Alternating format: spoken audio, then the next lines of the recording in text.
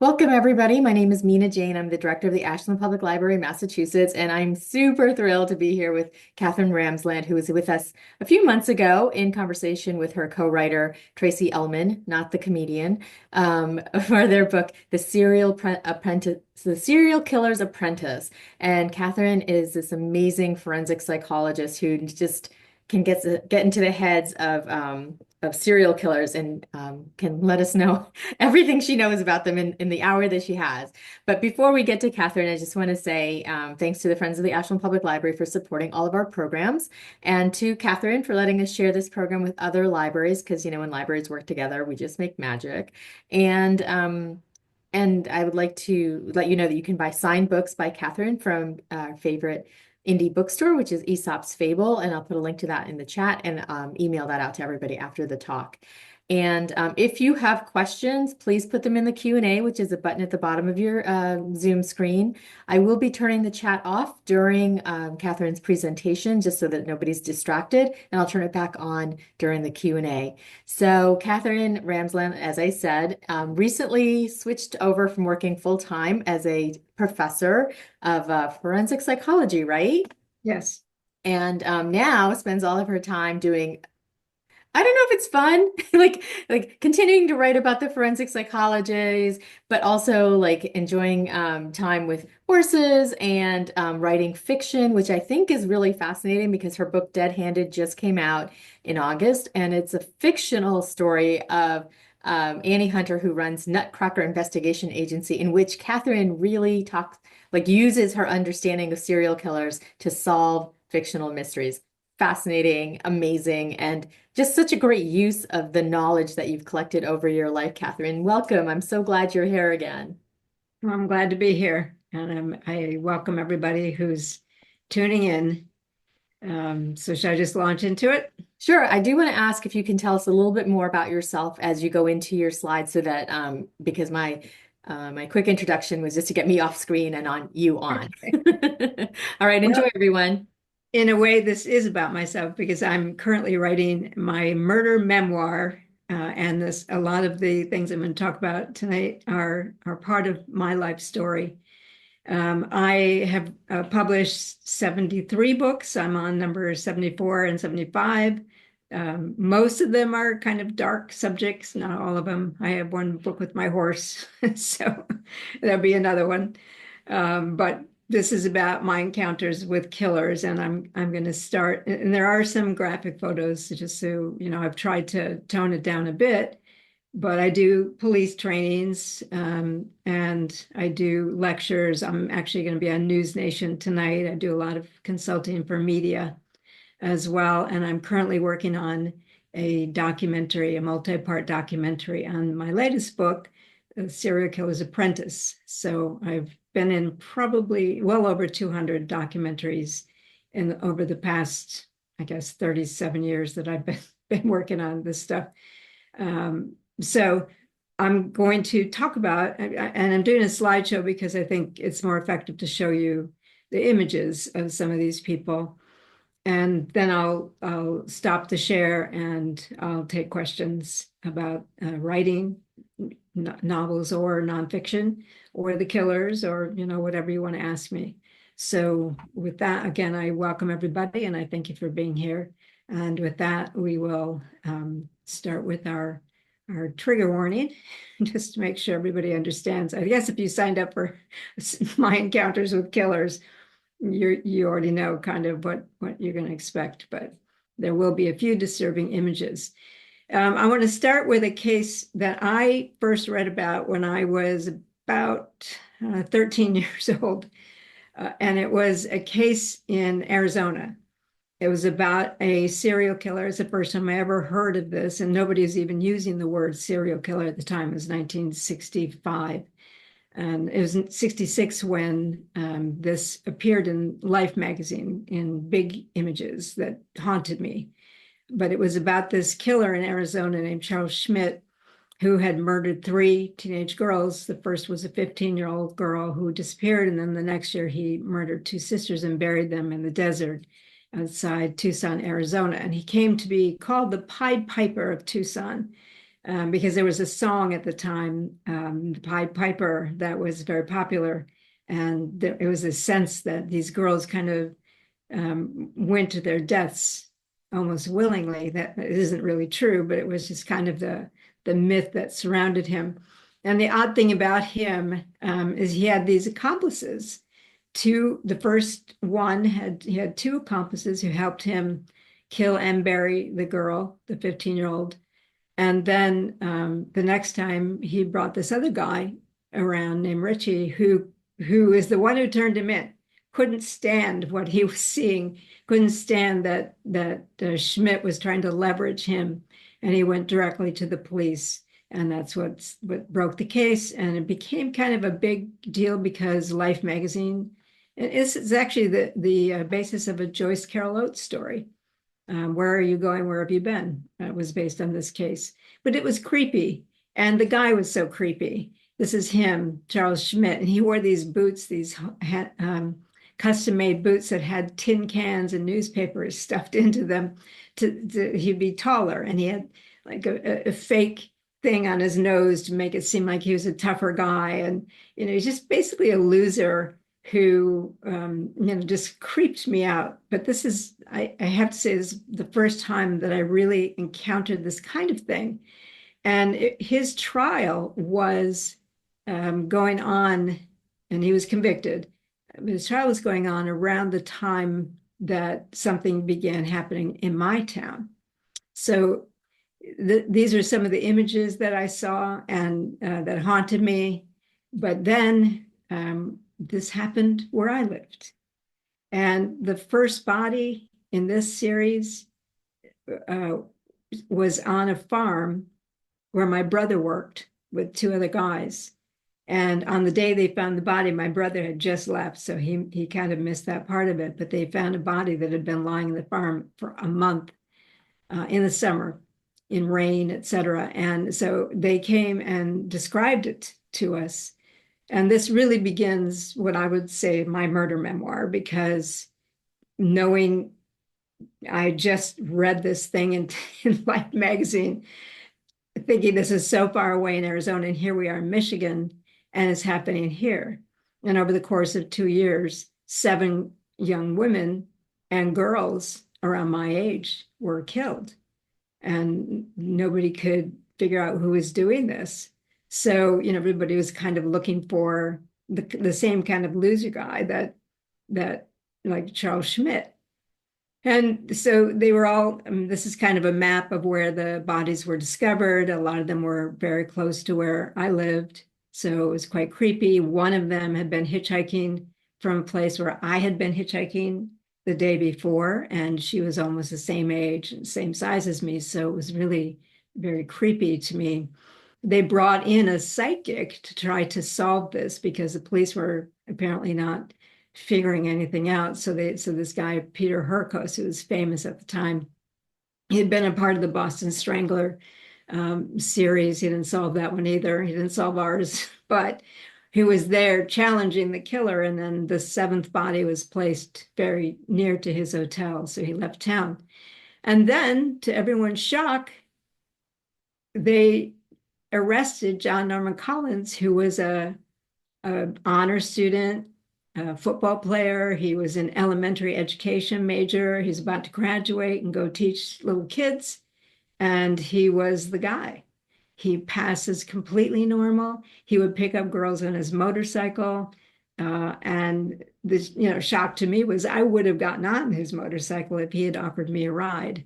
So this is really disturbing to people that this clean-cut college student was a serial killer. And again, not using the word serial killer because this is 1967 to 69, and they didn't really start using that terminology till the 1970s and really the 1980s. But anyway, so this was him, and it was really shocking to everybody.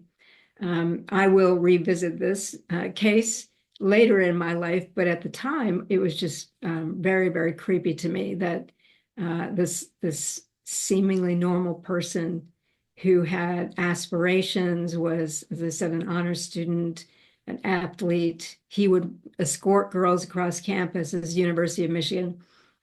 He was at Eastern State, Michigan, Eastern Michigan University, not far away from University of Michigan, and he would escort girls across campus to keep them safe. So very bizarre kind of thing. And anyway, the trial happened. He was convicted of one murder. He had killed her in the basement of his uncle's, and his uncle was a state trooper. So that kind of broke the case. So I continued on. I hitchhiked across the country and I rode a motorcycle across the country and really never, ever wanted to go back to school. This is right out of high school for me. And I hitchhiked into the northern part of Arizona, into Flagstaff, and took a summer class and loved it. So I ended up going to school, and I actually have 5 graduate degrees. So much for never going back to school. I did love it and stayed here. But here, I had a mentor in the philosophy department. I was a philosophy and psychology double major. And the Kierkegaard scholar was named Dewey Jensen. And he had seemed always very haunted to me. And I found out that his older brother in the 1950s had been murdered by a very famous spree killer. And so Robert Jensen was, he had picked up these two because they were stuck in the mud. He picked them up. This is Nebraska. And they forced him and his fiancee into this storm shelter and killed them both as they were killing other people. And it was Charles Starkweather and his girlfriend. He was 19, she was 13, I believe, Caroline Fugit. This is a serial killer couple, spree killer couple. So Dewey Jensen, my philosophy mentor, was the younger brother of Robert Jensen, and always had been haunted by the fact that he should have gone on the errand that his brother went on that night. And his brother is the one who ended up dead and, and famous because this was the murder that Starkweather was tried on. So when I heard about this kind of background from my philosophy mentor, it made me more interested in the criminal mind and the kind of people who do this, because I already had this background in Michigan. And then I became a writer. And some of the first work that I did was Anne Rice's biography was one. And I wrote 7 books with Anne Rice. And then shortly thereafter, I got involved in doing something undercover in the vampire subculture. So yeah, I'm kind of a obviously risk taker, because I hitchhiked across the country when I was 18. I rode a motorcycle across when I was 19. And here I am doing immersion journalism in the vampire subculture to find a woman who had disappeared. And I met people here who claimed to be killers. I also came across some true crime incidents that were involved with people playing vampire games. The Kindred was a big thing during the 1990s, and some of those people took it too far. So this was another time when I was kind of getting very close to murder. So I decided to try to find out where John Norman Collins was in prison. Now I'm really curious. There had been one book written about him, and it changed all the names, all the victims and him, but I knew it was about him. And I visited the crime scenes and then decided to write him a letter. This is the first serial killer that I got in actual contact with. And he immediately scolded me for calling him a serial killer, because he said he was only convicted of 1, although likely 8 can be attributed to him. We talked on the phone. We corresponded. I got a letter from him last week. So it's been, I guess, 27 years since we started. And I wanted to learn more about him. This ended up becoming part of one of my fictional things, which I will talk about in a minute. But I was just fascinated with this person who seemed so normal, but why would he kill these young women? And he didn't just kill them, he brutalized them. He bludgeoned them. He'd violate them. It was really just, and he played games with the police. So I wanted to know more about him, but he kept insisting he was innocent. So, so that became a bit of a challenge, and we've gotten past that part of it. But I don't know that I would ever really write a book about him, but he's definitely going to be a huge part of my murder memoir, no doubt about that. But at this point, I decided to quit teaching philosophy. I was teaching philosophy at Rutgers University, decided to quit that, and I went back to and got into a master's program in forensic psychology at John Jay College of Criminal Justice. And I was writing for the court TV website that was called the Crime Library. And I wrote detailed, long pieces on like over 200 serial killers at the time. I spent about 8 years doing that and really learned a lot about them, and also became familiar with some of the FBI profilers. I was a research assistant for John Douglas. I started co-writing books with other profilers, with Henry Lee, who is a famous criminalist. I got in an exhumation team. I'll tell you about that in a minute. But mostly I was beginning to become a serial killer expert without necessarily aspiring to be one. I really ended up knowing a lot about all these guys and some women. Obviously, it's not always just guys. So I would there. This is John Jay. I spent time here, and there were a few people here who were experts on the criminal mind and on profiling. So I spent a couple years learning about that, and then I formed a forensic psychology program at DeSales University upon graduating, and that drew some attention to me from a killer, but I'll get to that in a minute. So I mentioned I worked with John Douglas. We worked in this book, The Cases That Haunt Us, which is about a variety of cases: Jack the Ripper, John Benet Ramsey, Lizzie Borden. I actually ended up sleeping at Lizzie Borden's house all by myself one night because I was doing ghost hunting stuff. Really quite a kooky thing, but it was also partly in research for this book. Now, this book has been mentioned recently in the hands of Rex Heuermann, the Gilgo Beach killer. He had this book of ours and basically my research as part of his planning document. So it's kind of come back to haunt me in a way.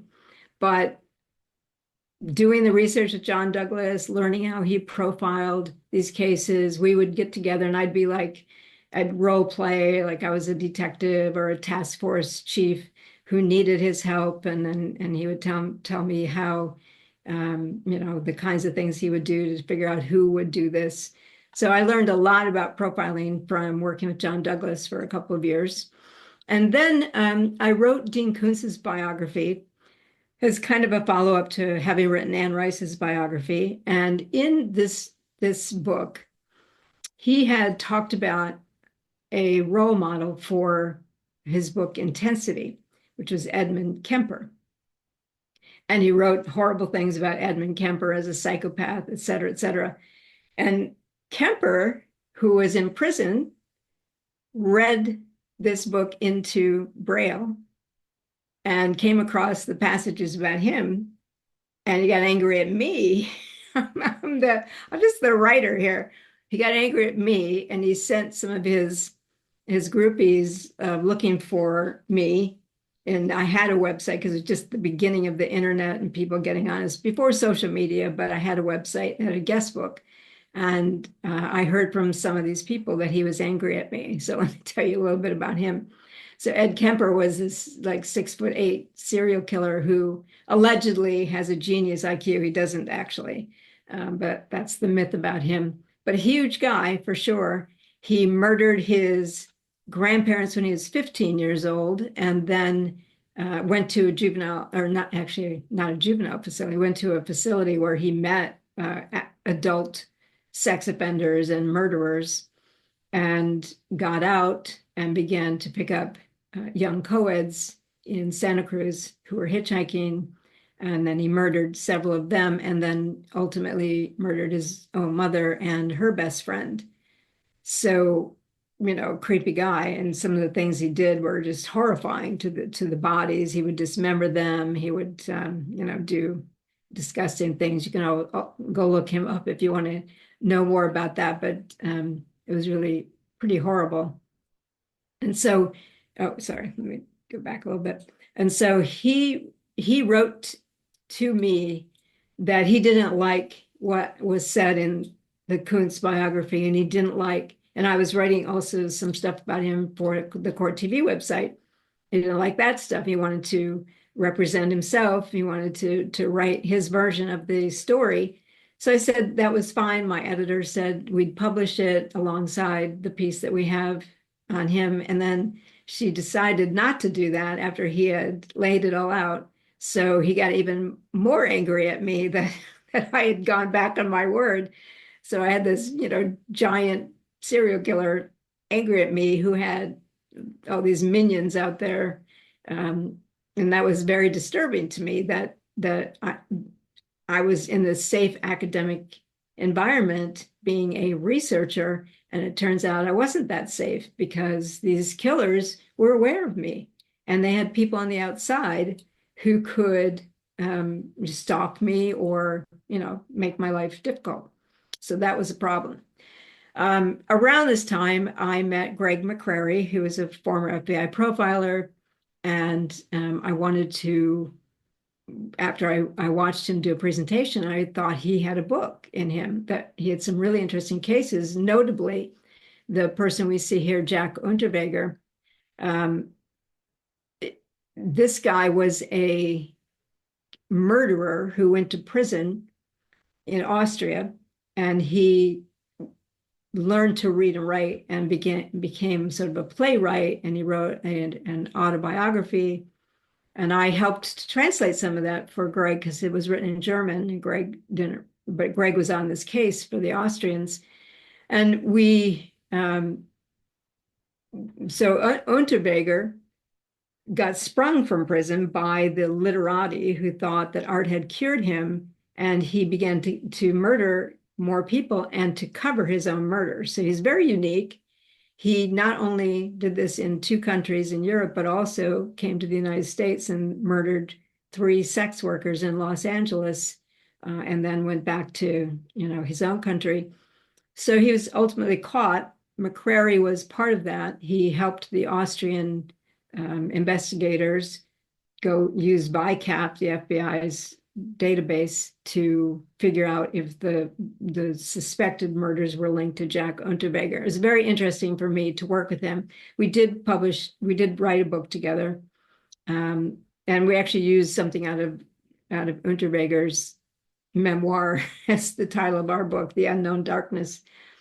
So I'm learning a lot from the profilers, and it's putting me pretty close to some of these killers, certainly through the research, the crime scene photos, the psychiatric reports, all of that. And then in my own town, a healthcare serial killer, Charles Cullen, was living near me in Bethlehem. And he had moved around. There's a couple of documentaries, but there's I think a Netflix movie, The Good Nurse. He had gone through, in 16 years, gone to 10 different healthcare institutions, murdering people. I think he has admitted to 29 murders and 6 attempts. People think that there are many more than that, easily many more than that. So whether they are not, but because I was getting a reputation, the detectives that he was initially confessing to called me. I actually broke this story for the Philadelphia Inquirer because I knew about it through the New Jersey Star Ledger people and the detectives, and they were talking with me about him. And I ended up writing a book on healthcare serial killers as a subcategory of serial killers. Look how mean he looks. So here's the book. And the weird thing was they put him on the cover. They didn't even know that he was in my town. So that was very weird. When they put the cover out there for this book, they chose him. So I have some association with him. And he too doesn't like me very much for some of the things I said about him. in the same time, I was invited onto an exhumation team, which I thought was just a fabulous thing for me. Dr. James Starrs, who has since passed away, we wrote this book, A Voice for the Dead, about his exhumations. The first time I met him, I walked into the home of a forensic anthropologist, and the ribs of Albert DeSalvo, the Boston Strangler, were on the living room rug. So and I also got to hold Jesse James's skull and whatnot. So Starrs got himself into these cases where he wanted to use forensic science to look at these cases again, which was great and then we did a few of our that weren't famous, but they were potentially about murder victims. So I'm coming at it now from a whole new angle, handling human remains, going to autopsies, digging up bodies or skeletons, learning about this. I spent a week at the body farm in Tennessee. I also recently spent a week at the largest body farm, which is 23 acres in Texas, learning to draw from decomposed remains for identification.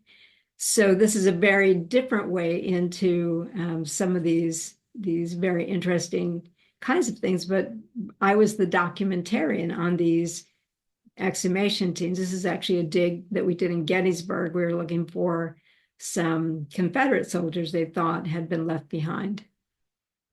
And I worked with a dog handler, and she ends up becoming a character in my novel. She's on the team of the the crime novels that I write. So here's the Boston Strangler exhumation. And then for the crime library, for Court TV, we decided to do this haunted crime scenes thing down in Savannah. And one of the first places was the Mercer House, which was where Jim Williams had killed Danny Hansford. He claimed self-defense. Clearly it wasn't. I've seen all the crime scene photos. If we were doing a whole demonstration of that, I would show you how it was staged. And so potentially the ghost of Danny Hansford was walking around, justice had not been served, et cetera, because he, in the third trial, was acquitted, but then died shortly thereafter. So we were doing stories like this. And one of the places that I went was called the Buzzard House. And so we were in pursuit of some of the story. And this ends up becoming the foundation for the Nutcracker series, my crime fiction series, because I was in the Buzzard House when we were looking at a sex trafficking operation that was fairly close. And a medium, she called herself a paratherapist. This is all in Ice Cream Man. She called herself a paratherapist, and she said that the ghost of Danny Hansford wanted to talk to me. I'm all ears, though I never hear any. I have no ghostometer. I don't hear them.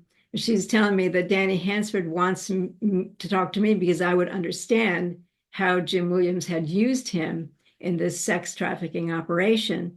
And she said, I hear him saying something like the Candy Land or Candy Man, something like that. And that surprised me because Dean Corll had done the same thing.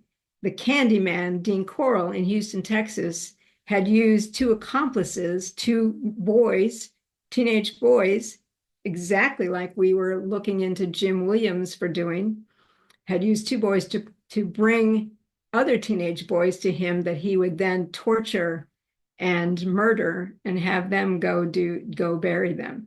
And supposedly the ghost of Danny Hansford was trying to convey to me it's the same situation.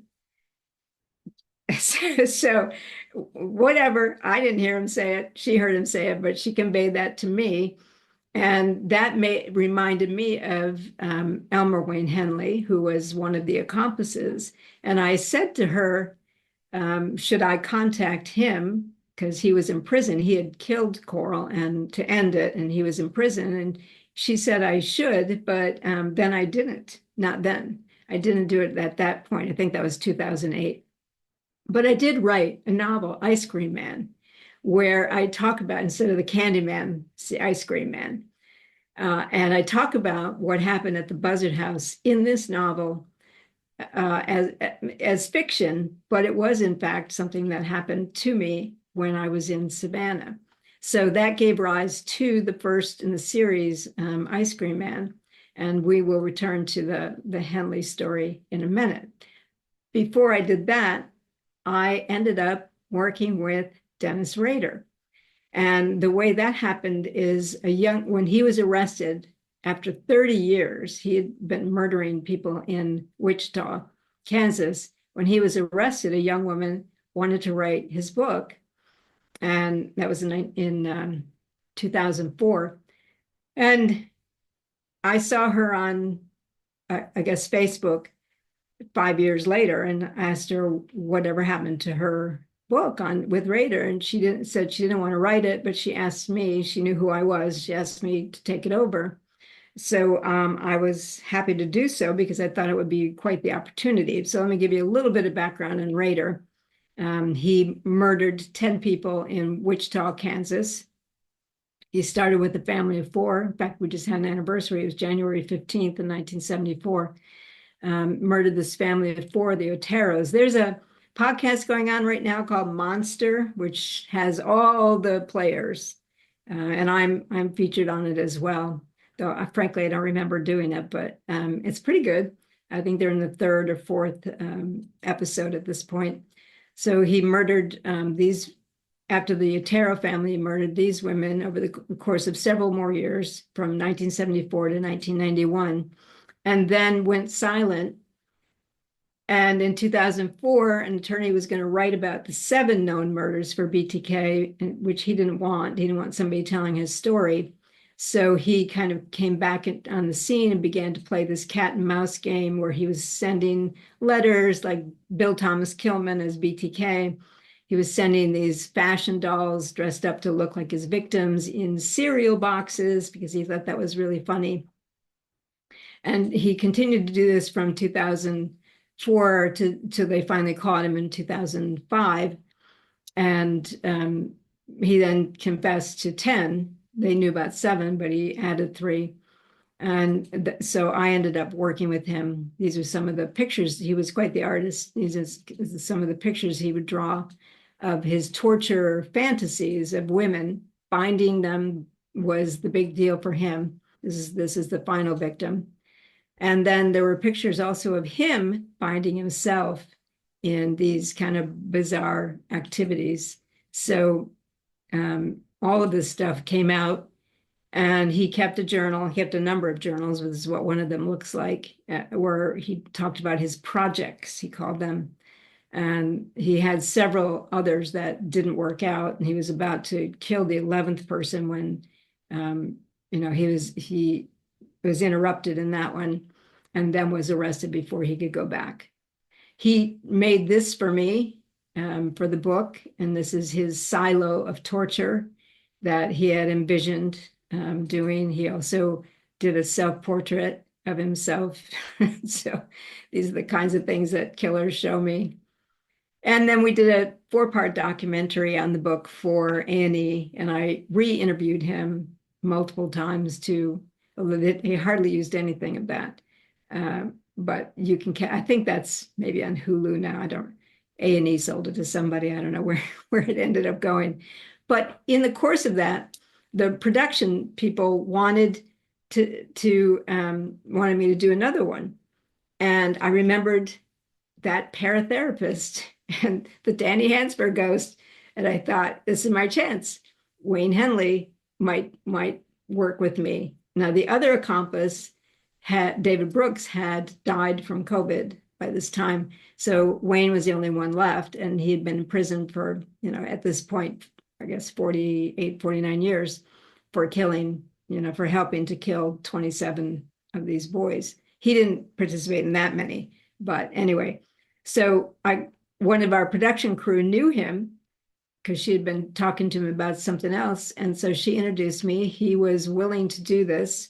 And as I mentioned, the Candyman Dean Corll was the serial killer. He was 33 at the point where he was enlisting these guys to help him procure boys to bring back to his place that he could then torture and murder. So these are the two accomplices. And I got on the phone with Henley. He was willing to talk with me because the accomplice relationship had not really been fully explored. And this is the house where Henley ended it all by killing Coral to bring the whole thing to an end. He had been in it for about a year and a half, and David Brooks was in it for longer, for almost 3 years.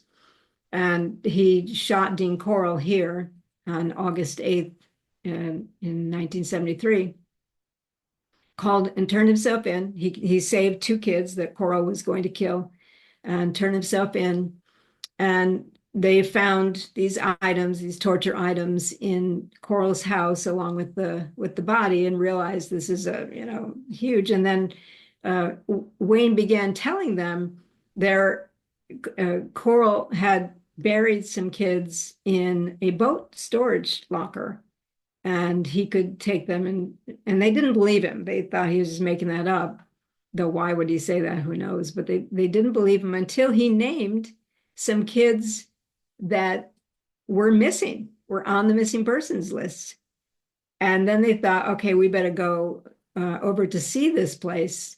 And this is where it is. And they, so number 11, they open it up and he's buried 4 or 5 kids in here. It's a small, just doesn't look like it's possible.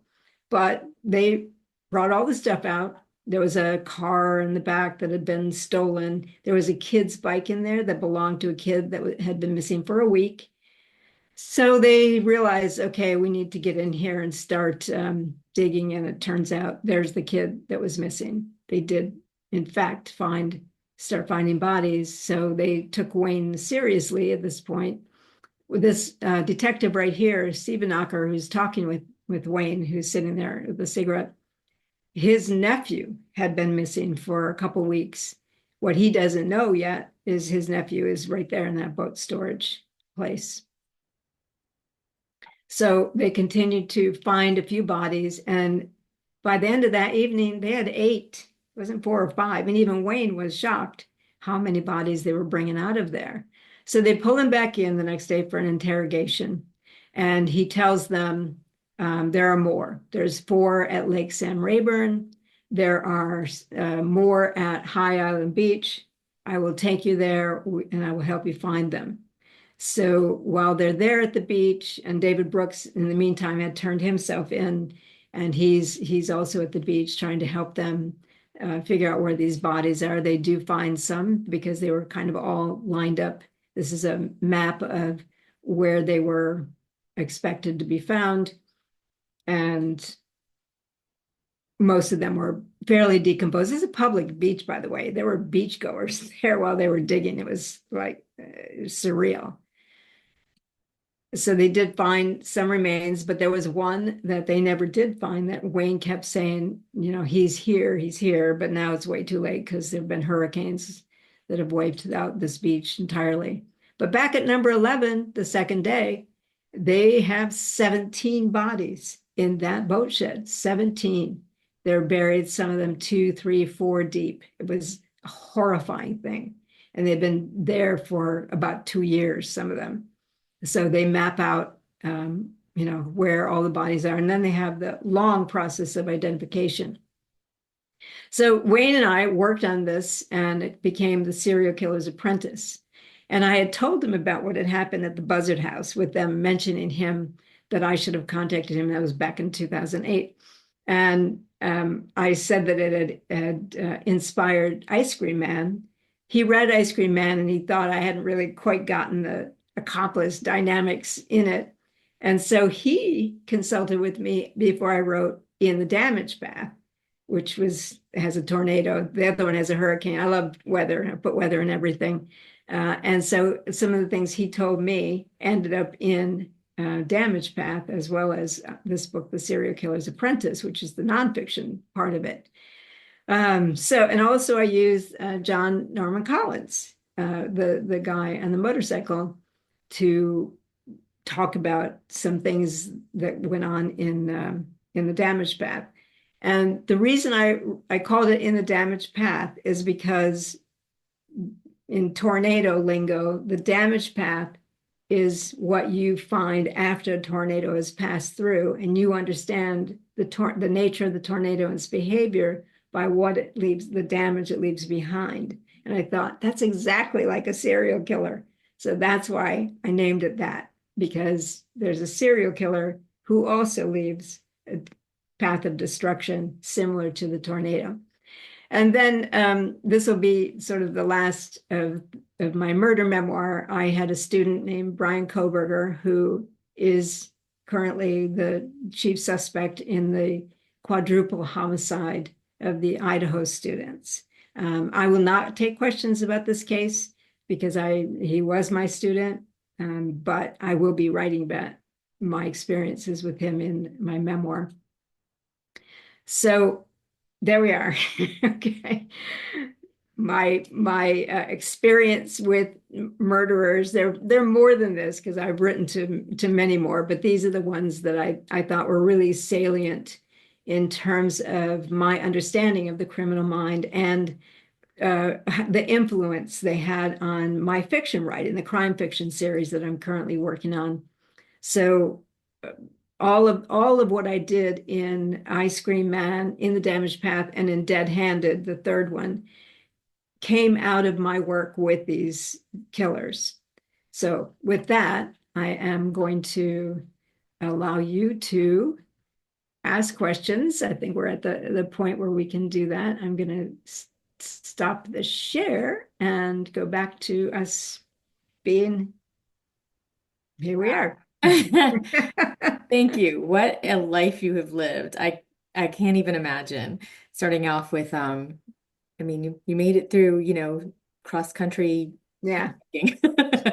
here, so you have got I'm going to say guts. Thank I'm you. going to remind everybody to put their questions in the Q&A. I'm not going to open up the chat as I had mentioned because we'll just go with questions. So put your questions in the Q&A so I don't lose track of them. So I'm just going to go one after the other. Can you let us know how these encounters might have changed how you live? Because you mentioned that you've been threatened or at least scared on many occasions. Um, Obviously, I have taken risks in my life. I mean, when I was 18, I hitchhiked across the country. Not many people do that. And I just bought a motorcycle and got on. So I guess I'm not as fearful or cautious in my life. But I would say, I mean, I know when I walk, if I'm any male from about age 5 on up, I will always look back behind me. I always watch to see if somebody wants directions. I will not get close to their car, will not open the door. It certainly has made me cautious. And, and my students have grown cautious as a result of coming to my classes and learning, just about the fact that, yes, some of these killers are incarcerated, but they have groupies. They have people outside who write to them, who are murderabilia freaks or crime junkies, as they call themselves. And those are the people who can be dangerous. So I think I take a fair amount of caution in what I do. I don't really talk that much about my private life to anyone. So it's changed me clearly because so many of the killers I've encountered were ordinary people who passed as normal, who had families, who were educated, who you just don't suspect. You can't see it. Like people ask me, how did I not see Brian Koberger right in front of me? Because the signs weren't there.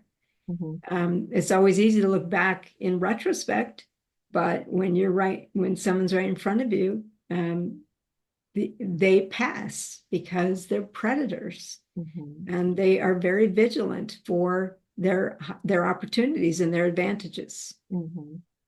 Can you just remind us what show you were going to be on tonight? I'm going to be on News Nation. I think we're going to talk about, I think Rodney Alcala. But sometimes I get bumped, so I don't usually. I'm on News Nation about every 3 weeks. Oh, wow. Okay. That was just a quick, we want to keep watching you. We have a lot of questions, Catherine. Do you mind staying an extra few minutes? No, I don't mind. Okay. We won't get to all of them, obviously, but we're going to try to get to as many as possible. What is your take on Rex Heuermann? DNA has linked him to 7 victims. Do you think he could be linked to more? Interesting. He's actually the inspiration for the fourth novel. Oh, Because I do think we have not heard the end of the story on him. And whether he'll ever confess, I don't know. But I think we're going to find that there's more involved in this case than we currently know. It went on for a long period of time. There were other males in that area. There's certainly another guy who was convicted of killing 2 other women and dismembering them in Manorville, Long Island, who is now saying, I want my case relooked at because it could be him. mhm, Or there's more than one person operating because we have serial killer teams too. mhm. So I think this case is complex and we haven't heard the end of it by any means. I don't know how you don't have nightmares all the time. Don't. You know, impressive, impressive. Susan asks if you have any thoughts on who the killer or the profile of the killer for the John Bonet case might be. I don't want to get into John Bonet. It's such a complex case, and I think I'm gonna just leave that one alone. I will say, when John Mark Carr gave that weird confession, media people like woke me up and said, "Oh, we've got the killer. We got the killer. We want you to make a statement." And I said, "Well, what did he say?" And they said, "Well, he said he was with her when she died." And I said, "That is not a confession Mm, by any stretch." And it turned out he wasn't the guy. interesting. Stephen asks, during the Gilgo Beach investigation, I believe a professional was of some repute said that profiling is very inaccurate. Do you have any information about whether that is true or not? Well, the myth is that profiling is a science. It's not. It has never been scientifically tested or anything set up for that. There are a lot of people around the world actually working on making it more, I guess, focusing it more, but it's never meant to be like Criminal Minds shows. This will identify your killer. It never was meant that. It's a tool in the arsenal. It works with the profilers. Don't go in and take over cases. They give consultation from their database. And Mhm. their database is pretty good. VICAP has thousands and thousands of cases. So they can use computer analysis, but it is not a science.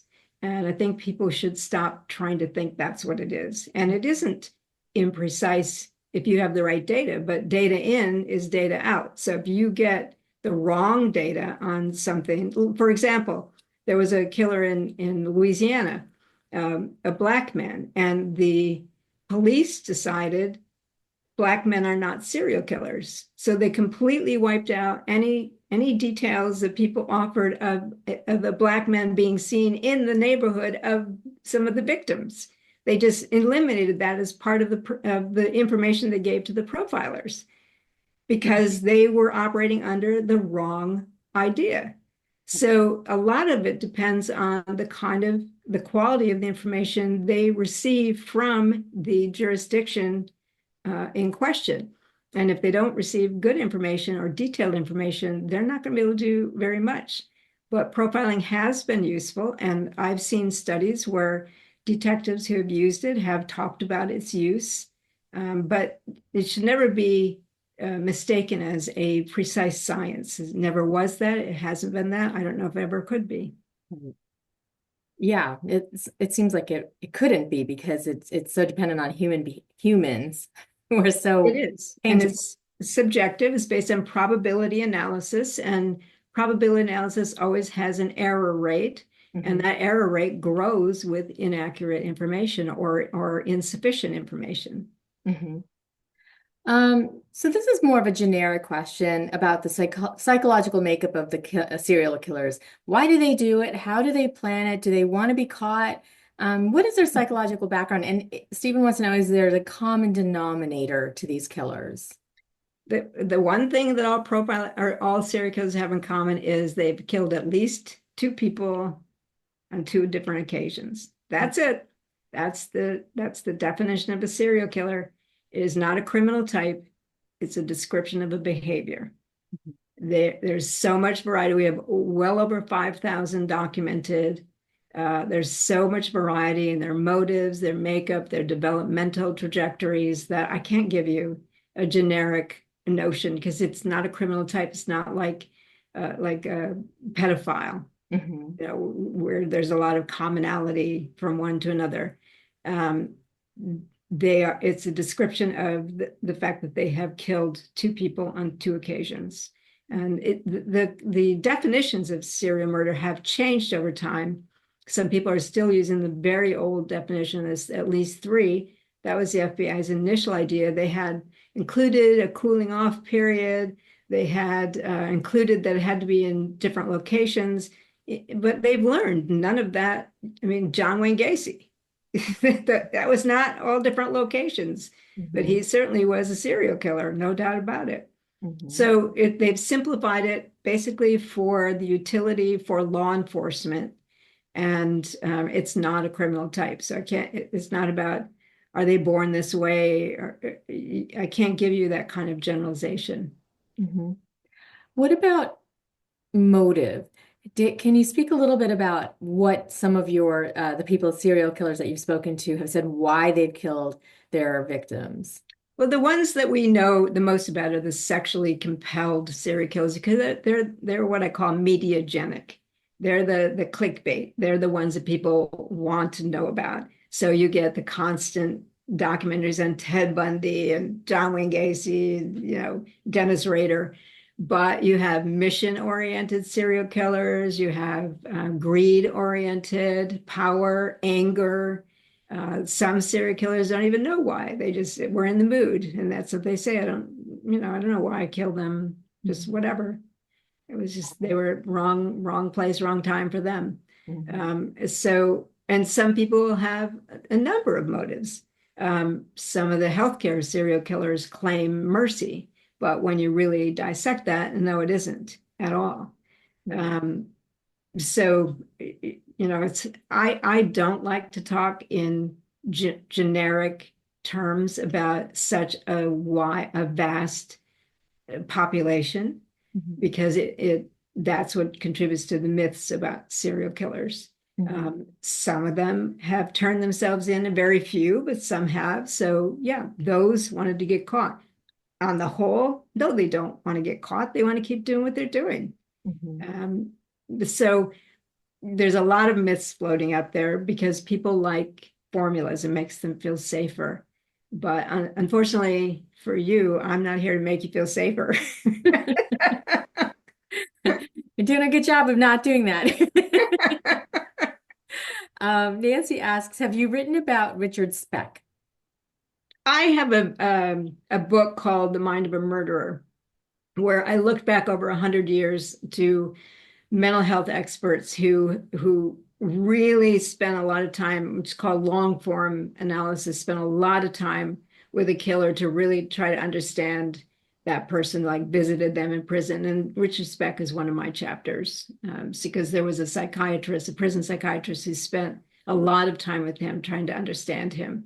And that all of that work came right before I started my work with Dennis Rader. So the great thing was I had these role models from as far back as the 1890s who had really wanted to do the very thing that I set out to do with Rader and with Henley, is this long form analysis where you go well beyond the typical assessment period and you just really try to get into the development of this person into a killer. And that takes a lot of time and it can be expensive. I mean, I spent 5 years with Rader doing it and 2 years with Henley doing it. Not too many people have that kind of time.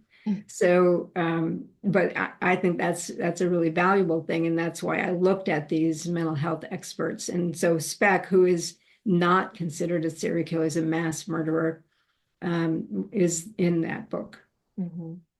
I have a couple questions on who you think about the Zodiac killer. Yeah, so I did the Zodiac killer for John Douglas in the Cases That Haunt Us, and also a few times for Court TV. to this point, I have yet to hear that a suspect has matched the DNA that or the bloody thumbprint that they have. So, many suspects have been suggested for that. And that, we have the thumbprint. So I think that's what you use. You use physical evidence. And if these suspects who've been developed you know, don't match that evidence, I think you have to keep looking. And so far, I haven't seen a good candidate. Well, I've seen several good candidates for it, but I haven't seen a definitive one. Mm-hmm. I mean, I guess we'd all know if you had, right? Yes. Um, Georgiana asks, what do you think motivated you to go into this line, and how do you not get weirded out from the horror? But additionally, Stephen asked earlier about treating serial killers humanely or human as humans. And I'm wondering if those two questions go together because you're not weirded out by it. You can treat them as human beings. I'm weirded out Oh, you by are them weird. for Okay. sure. It's creepy hearing some of the things they've done Mhm. and thought about doing in their fantasy life. But they are human beings, and if we treat them as if they're not, we are not making ourselves safer. So somebody has to go in and look at the complexity of who they are and how they got to be the way they are. And that it helps with intervention, treatment, spotting things in childhood. If we didn't dissect some of these killers, we wouldn't know things that we know now that are helpful. Mhm. So, but that doesn't mean on a personal level, I'm not creeped out because I am. Mhm. But you don't have nightmares, which is interesting. No, no, Um, not about this stuff. we'll have to have another talk at some point about what that would be. But so what made you decide to be the one that would do this in-depth, complex study of serial killers? It was very circuitous. I didn't, by any means, aspire to be a serial killer expert Mhm. at all. And I think that early curiosity about John Norman Collins and my ability to communicate with him for especially as long as I have done with him, and then the opportunities to write for the court. It was just a website called the Crime Library. I wanted to write about Collins for them and the Pied Piper. And then Court TV bought them. So suddenly I was working for Court TV while I was going to John Jay. It was like an accumulation of opportunities I couldn't say no to. And then I was asked, would you write a book, The Forensic Science of CSI? Could you do that? Of course I can. And then I figured out how to do it. And I kept getting opportunity after opportunity. And the more I accumulated of knowledge about all these cases, the more it was clear I could speak to them. And I became a consultant for CSI, for Bones, I did talk to the Woman of the Hour production Oh, people. wow. In fact, I'm talking about, I'll call it tonight. So, and being around the FBI profilers, of course, they had all kinds of cases that I was allowed to look at. I went on ride-alongs with homicide detectives.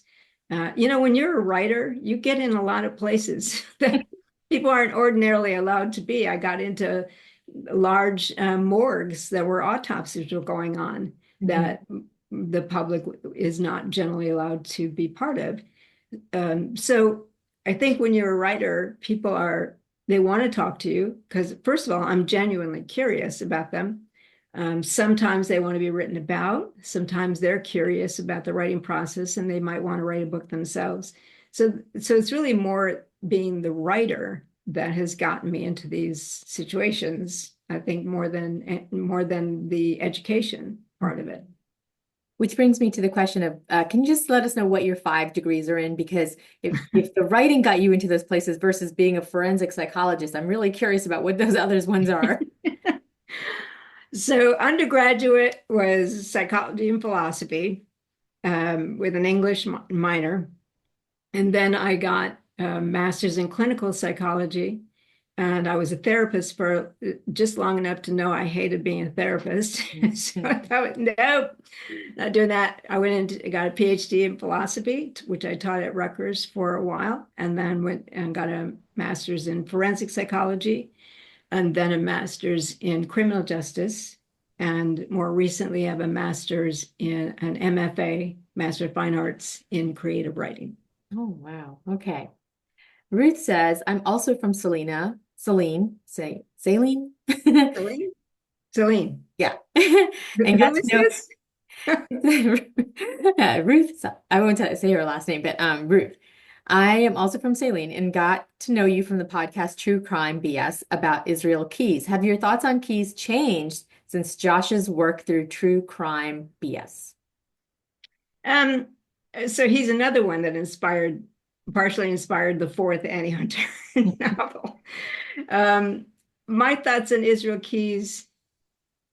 So I'm just not convinced that he definitely has as many other. I think he has some other victims. Are there 8 other victims? I'm not sure because he really played games Mm. and wanted to present a certain. I mean, he's definitely a spin master. Mhm. Um, he got caught on 3, which he admitted to, but the 8 more, I don't know. I think there are some, like I think there's a book called American Predator, and she's nailed down a couple I think are really very likely his. There was one in Texas and one in New York, I think. But are we going to find out who they are? I don't know. I don't think so because he killed himself. So who knows? Yeah. Melissa asks, who is the scariest serial killer you've ever met? Um, I would say Kemper was this, I didn't meet him face to face, but his threats to me. I mean, and I was very new at this.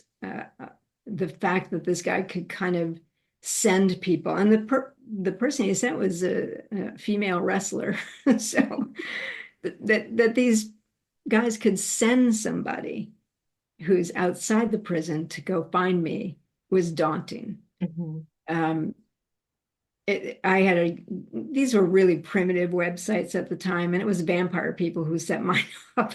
I didn't do any technology, but they had a guest book in it, and that people could write in there. I had a couple of stalkers. So I guess I'd have to say Kemper was the most daunting of them.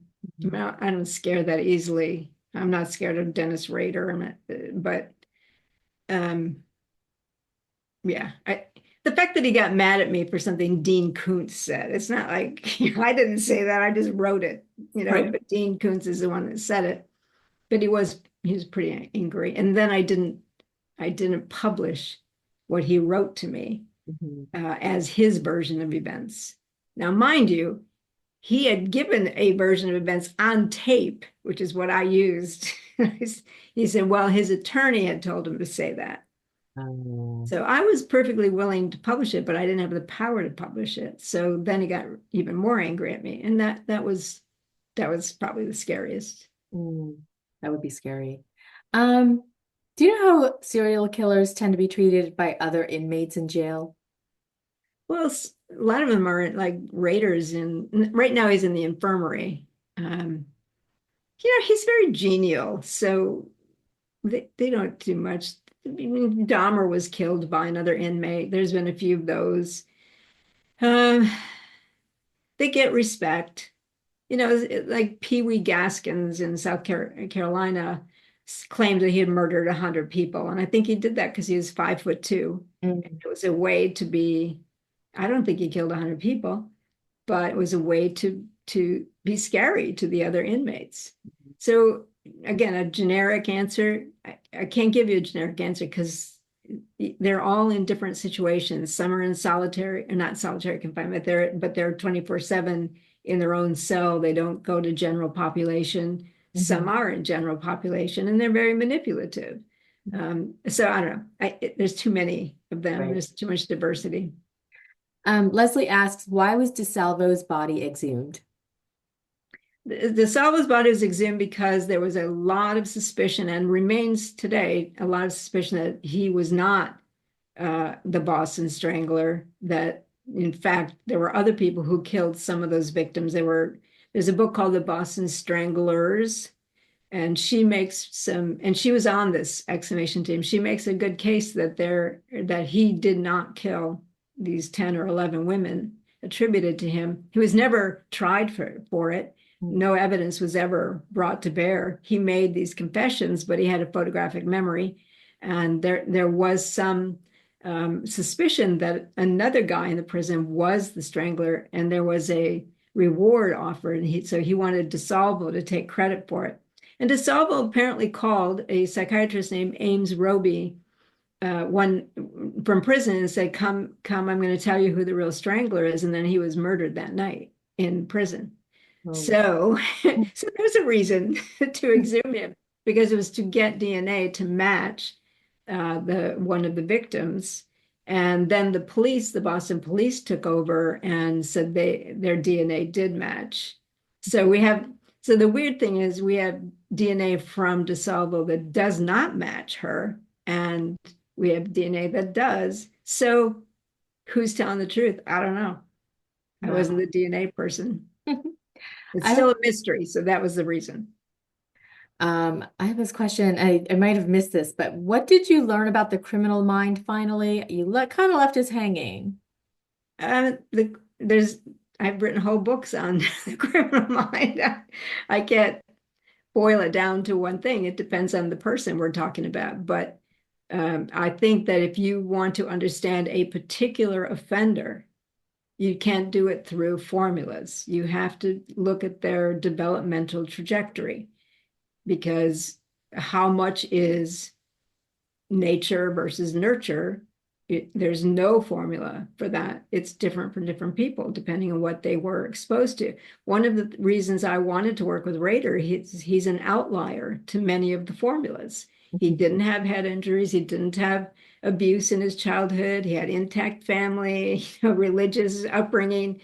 Where did that come from? So I wanted to figure it out.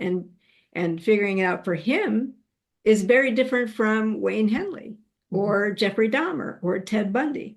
Right. So in my opinion, I don't do it in generalities. I look at cases. I look at the factors involved in the separate cases. And that's not the answer people want, because they want a formula. They want things in simple terms, but I don't think that makes you safer.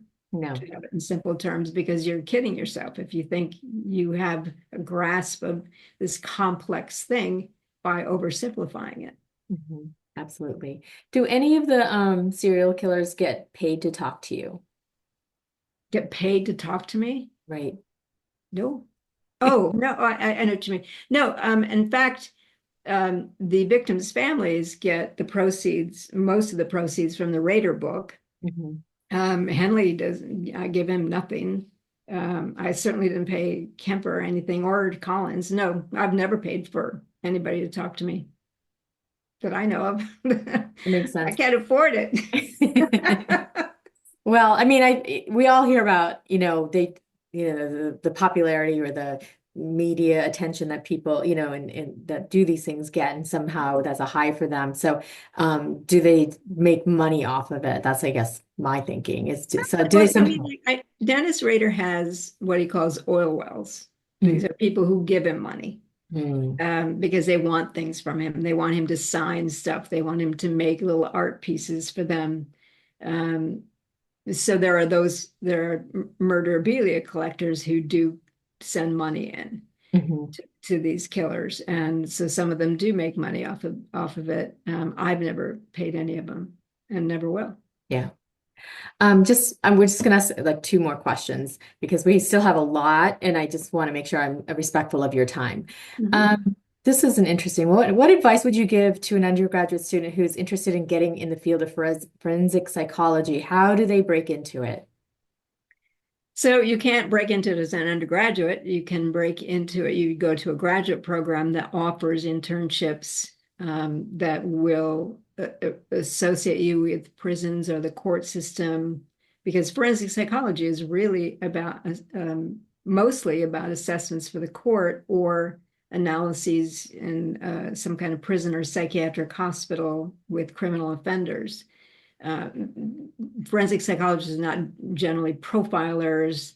I do consulting on suicidology, which is what my character Annie Hunter is, a suicidologist, and I consult with coroners and I do police trainings, but that's completely entrepreneurial. And sometimes I do it for free because I had a job as a professor, so I didn't really need to do that.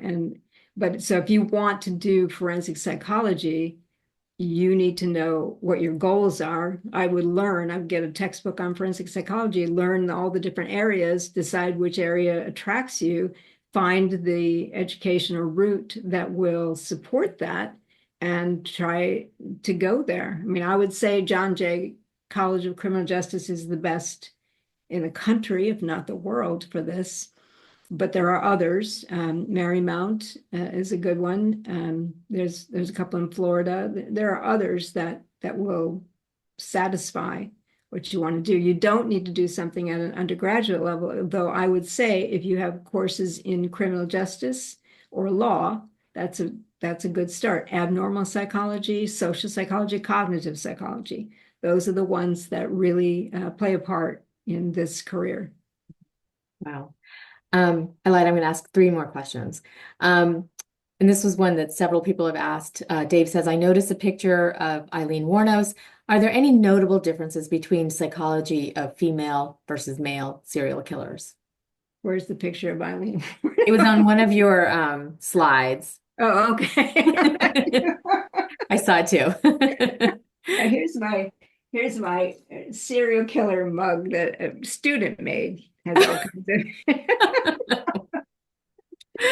of Eileen Wuornos. So ask again about female killers can be different, but there are some that are very much like males. Belle Gunness was a pig farmer who enticed men to her farm and then conked them out and dismembered them and either fed them to her pigs or buried them in the yard. Very, very male type of behavior. It really changes my perspective on bacon as well. Yeah. Oh, I can tell you about pig farmer. Good. There are more than just her. So again, generalizations hard to do. You'll find people saying, well, females are poisoners. Not necessarily. I definitely know females that have bludgeoned and stabbed and shot people. It's rare, but it happens. And it's about the person you're talking about. Now, Eileen Wuornos, in particular, she shot her victims. She was not a sexually compelled serial killer just because she was a sex worker. She was a greed compelled serial killer. She was getting things she was taking things from these men. And she was an anger compelled killer because she was angry at them. And she was a psychopath. She has been analyzed by experts. So no remorse, cold, callous, manipulative. That's a psychopath. Not all serial killers are psychopaths, and not all psychopaths are violent by any means, or let alone killers or serial killers. So those are 2 different populations that do have overlap. And when they have overlap, you are likely to have a person who repeats their crimes. And one last question from the audience is, I know you're still teaching some courses. Do you ever go to other colleges to teach workshops or courses or anything like that? And can I send people to your website to get your contact information? Well, my website's only for the Annie Hunter books. Yep. So you can contact me that way. I think it's easy to find me on Facebook. I have several pages on Facebook, but very easy to find me. I do up to a point. If it's far away, I will Zoom in. I've done a lot of Zoom lectures for people. As far as travel, that's harder to do. I don't want to leave my horse for too many days in a row. It's not even my horse, but I don't want to leave him. Yeah, so contact me if it's something, within my range. I have done so and will continue to do so. Mhm. I give writing workshops. I go to conferences that are forensic. I do police trainings. So yeah, contact me. You can go through the website. It'll get to me, but I think it's easier to find me on Facebook. Okay, I will send people that in that direction. And final question is, you said the fourth book is coming out in your Annie Hunter, Annie or Anne? Annie Annie Hunter. Hunter series. When is that coming out? And can you just give us a little tidbit about what it's about? Well, you already heard. Some of the serial killers inspired it. Israel Keys and Rex Heuermann are probably the central inspirations for it. It's called You Can't Hide, and it'll come out in August. Mhm. But these are fiction, right? These They're are, fiction, but they're based all of my Annie Hunter stuff, and there's some short stories in this one as well as a collection, are based on actual crimes that I have then taken and twisted in the way I want to use it. But if you're a person who follows true crime, you would probably know some of the cases that I talk about. Mhm. Fantastic. And when did you say it was coming out? It's August. August. Okay, so we'll keep a lookout for that. Katherine, thank you so much for staying and answering so many questions. We still have a lot on the table, but I know that I no, I can. It's up to you guys. I'm here. I'm not going to News Nation till 10. So um, if you what want do to you say, answer guys? anything Another more, 10 minutes? Is sure. that okay? Okay. Yeah. Let me see. Um, did you find through your work that the serial killers were excited to share their stories? Were they reluctant? Like again, not a generalization, but what was their kind of like? Do they want to talk to you? I probably will only talk to those who want to talk to me, who want to explore who they are, how they got where they are. If they just want to play games, like Keith Jesperson is one who's a game player. I probably would never do anything with him. He lies all the time. He does. He's excited to talk because he wants to be famous and he wants to be, but I wouldn't probably work with him because I don't trust him Hmm. to really want to get down and do some work. I have limited time in my life, and um, I want to put it toward those who really want to do the work in depth. Some are just vulgar. That's all they want to do is, nasty stuff. I want nothing to do with them. Um, but everybody that I've talked to is interested in talking to me. I think because of my credentials, but also they're always narcissistic. They want to have themselves out there. Hmm. Um, Whether it ever, like with Collins, I haven't written any book about him, but he likes keeping up this correspondence with me. Hmm. And that's been since the mid 1990s. Hmm. Kathleen asks, what do you personally find most intriguing about the criminal mind? I think the fact that people can live normally and pass as normal and have families and jobs and be educated, but harbor this repetitive, dark urge to harm others, especially like Dean Corll, whom everyone loved, by the way. Uh, he wanted to torture and rape, and sometimes he would hold his victims for several days and subject them to terrible, terrible things. And yet he was considered a genial guy, good neighbor, big brother type. Everybody liked him. When the police investigated, now Henley killed him. When the police investigated, no one had a bad word to say. That's intriguing that Hmm. someone can live so fully in that double life way and be able to carry that on for years, like Rader, 30 years, Hmm. Heuermann, another one, long, long period of time. And Hmm. he was a successful architect with a family. Uh, how do they do this? I'm always very intrigued with that, harboring that darkness and acting on it, and still passing as normal. Hmm. So that actually flows into the next question of what do you think is a greater influence, nurture or nature? Is there any suggestion that like any kind of trauma affected somebody to become a serial killer? So that's the number one question I get. And I actually wrote a blog, the number one question I get about serial killers. In fact, I've been writing a blog for Psychology Today since 2012. So there's multiple things. There's 500 blogs you can go look at for free about all this stuff. I also have a Substack thing that you can go on to if you want.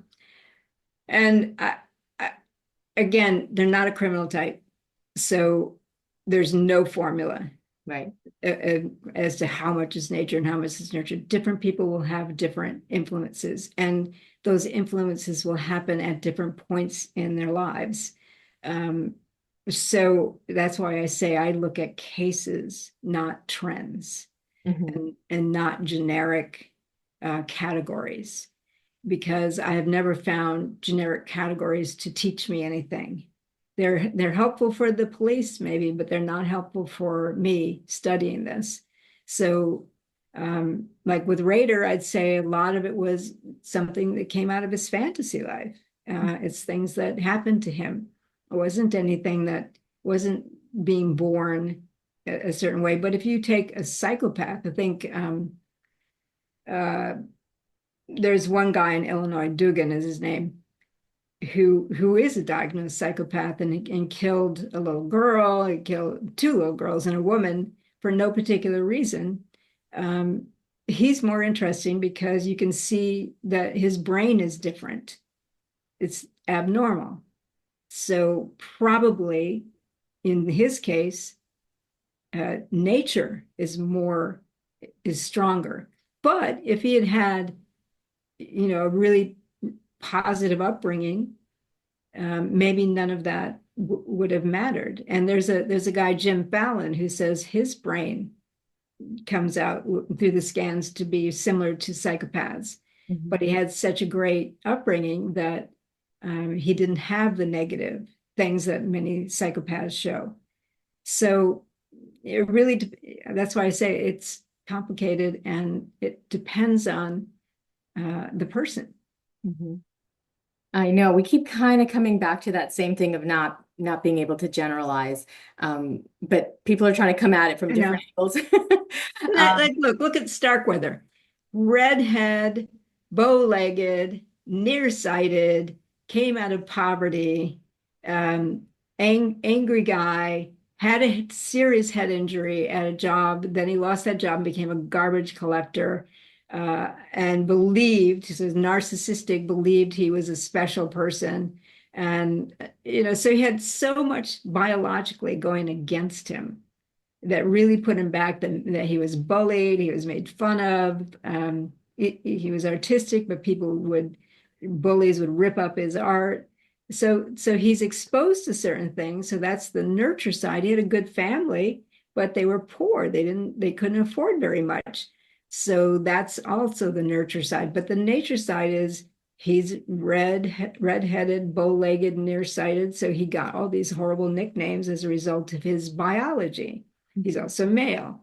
So you have a number of biological factors. How do I measure which of those things is more influential on him becoming a spree killer? I don't have a way to do it. I know a lot about him. I don't know which of those things counts more. Right, that totally makes sense. Melissa asks, is there a serial killer that you have not personally talked to that you wish you could talk to? Yes, Jack the Ripper. Because then I'd know who it is and I'd get rich. And we'd all we would enjoy that. We would love to know that mystery solved. My gosh, it's so amazing to me that nobody knows who he is. It's sort of like anyways, any kind of unsolved or cold case, that's such a, yeah, I'm with you on that one. Yeah. Francis says, given advances in technology like cameras everywhere, is it harder for serial killers to get away with murder? It's harder, but they also study all of that stuff and figure out that the crossbow cannibal killer in England. Actually, his whole dissertation in his his doctoral program was studying where were the cameras placed in, I think it was Manchester, and then he figured out where he could go find victims.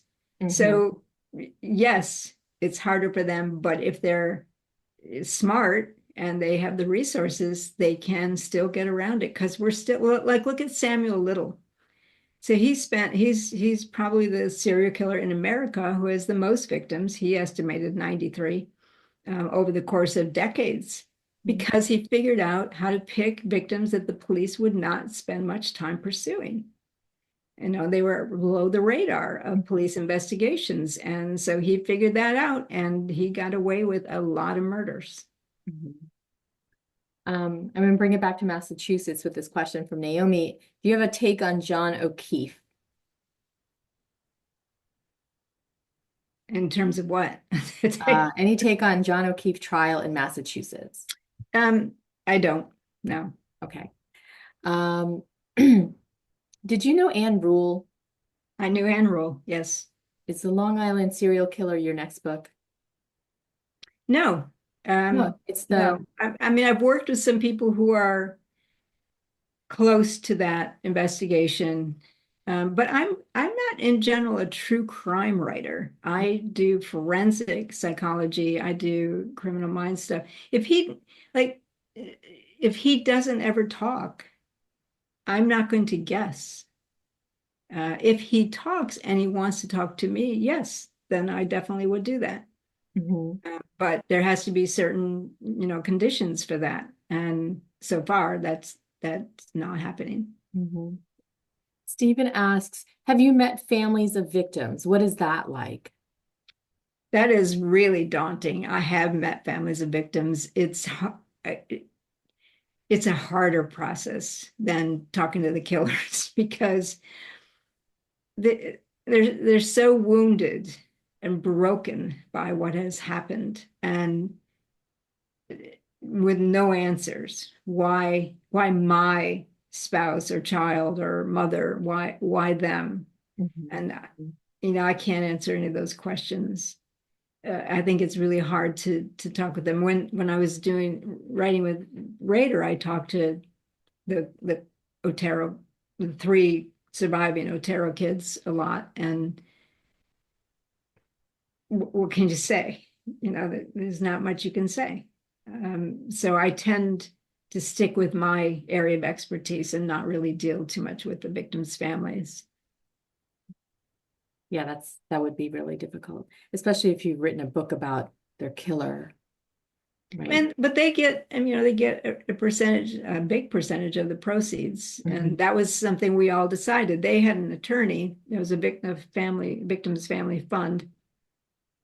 And several writers had, approached them, but I approached and said, I want to do this only if it benefits criminology, forensic psychology, and law enforcement. I don't want another serial killer just blathering on about himself. I'm not interested in that. But if it does something, if I can do it in a way, I call it a guided autobiography, if I can do it in a way that benefits us. And they liked that. So, but there was an attorney guiding that whole process. And I thought that was a very valuable way of approaching this. With Wayne Henley, we haven't studied accomplices very much. So I'm making a contribution to an area. And he wanted to use the book as a warning because he was 14. And there's a lot we know about the teenage brain now and how easy it is to manipulate them and the way an adult predator operates. So he wanted to use the book as a way to help warn people. And so that's why he was in agreement with doing it. Wow. It's just interesting, motivations for people for doing anything, actually. All right, one last question is, how do you stay so grounded as you walk out of those prisons or mortuaries or wherever when you've seen some horrific things? How do you stay upbeat and wanting to continue the work? So it's all clinical for me. It's what I do for a certain purpose, but it's not my whole life. I'm not engulfed in it. And I have a little horse farm to go to and be with animals. Animal energy is wonderful. Nature is wonderful. Just dragging a field, being out there, I think is how I stay grounded. But mostly it's just a clinical approach. And I want to do work that will make a contribution. I'm not just trying to get stories for the sake of getting stories. I want to get stories that will matter in some way. They certainly do. And I think we all can say we feel safer knowing what you've written so that we can sort of have a sense of ourselves and making sure we're careful around, like not going up to people's cars and being like, yeah, go left over there. Oh, I'm gonna go follow you because you said there's a puppy Exactly. lost. And Annie Hunter carries on for me because Annie. many of the things I've learned are put into those books with her. Hmm. And again, they're fiction, so they're fictionalized, so they're more accessible to Yeah. somebody like me who's kind of like squeamish. So I do appreciate those.